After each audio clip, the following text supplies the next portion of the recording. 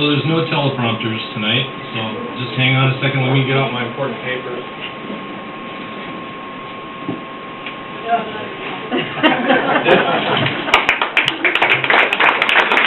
We do really need to clean up some things, don't we?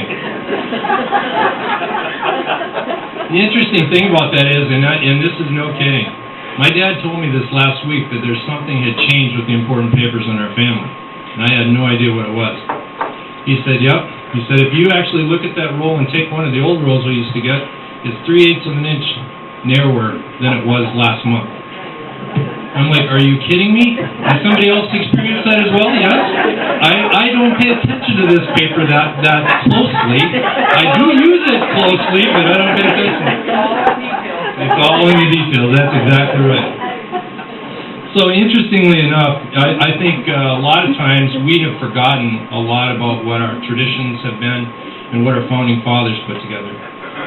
I know there are other people here who are either attorneys or have family members that are attorneys, and I myself have a daughter who is an attorney and graduated from UW Law School in Madison, and I want to share this quote from John Adams. So it's not a cut on attorneys, but I think it does speak, and there is some relevance to this.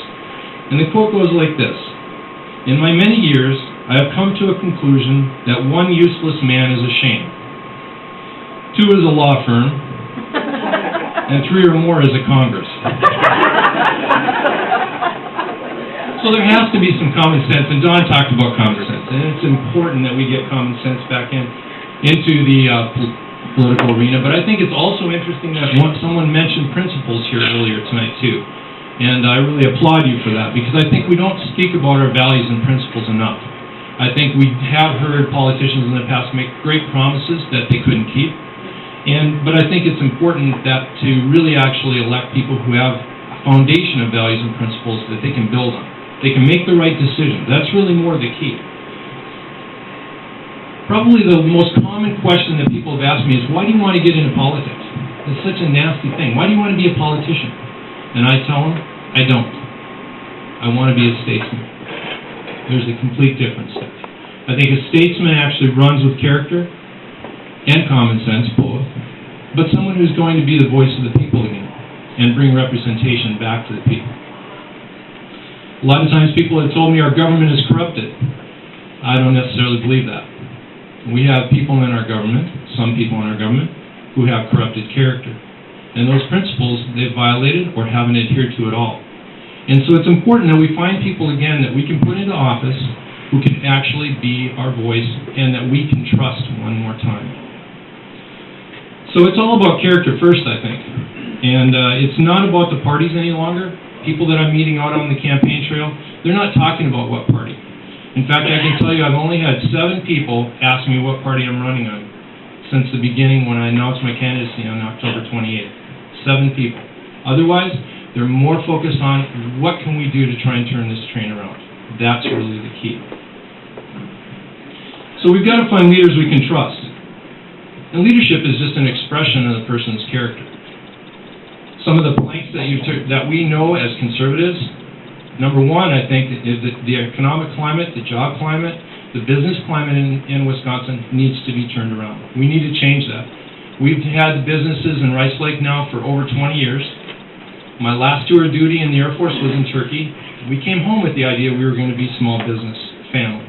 And we built our gymnastics training center, and we built our technology company on all of the foundation that most entrepreneurs like Maggie and her husband and others have built around Northwest Wisconsin. Hard work, blood, sweat, and tears, sweating out, making payrolls, and all the rest of the things, paying taxes that we owe and so forth.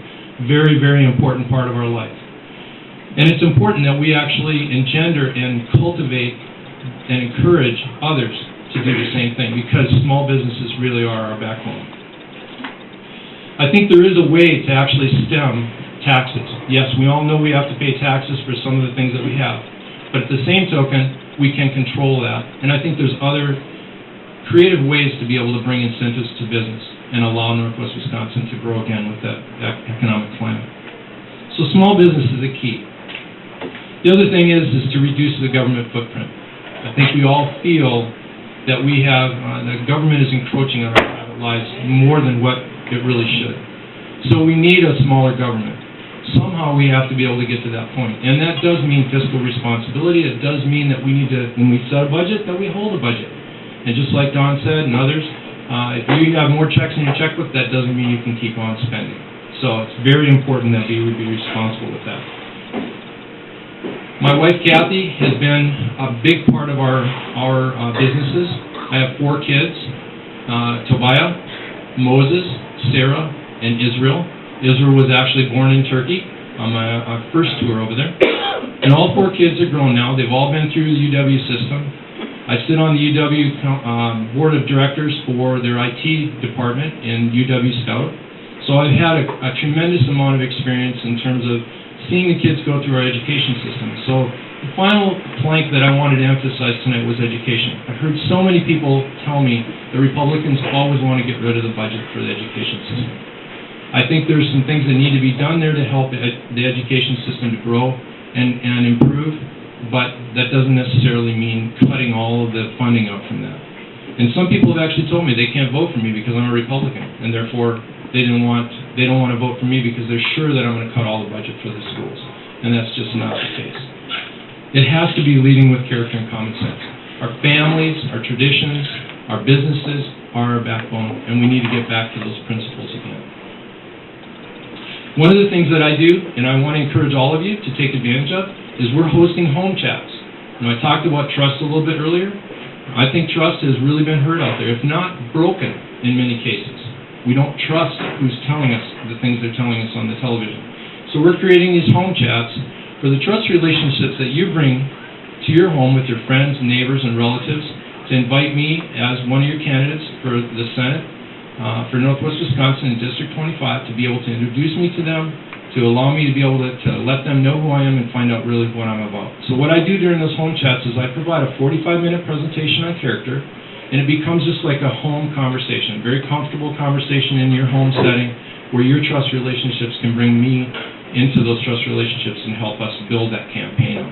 So I encourage you to consider helping with a home chat. People asked earlier, well, how can we do that? And small businesses, I still have to run my small businesses. People say all the time, well, if you get in office, you're going to close your businesses, right? I do not plan on doing that. I need to keep my feet planted in Northwest Wisconsin with my businesses so I can have a pulse on the things that we all are experiencing, and I can be effective in Madison for you. So I encourage you to vote for me. I need your vote, but more than that, I need your legs, your eyes, your ears. I need the feedback, and I need your support. And I just encourage you to run the thing. Thank you very much.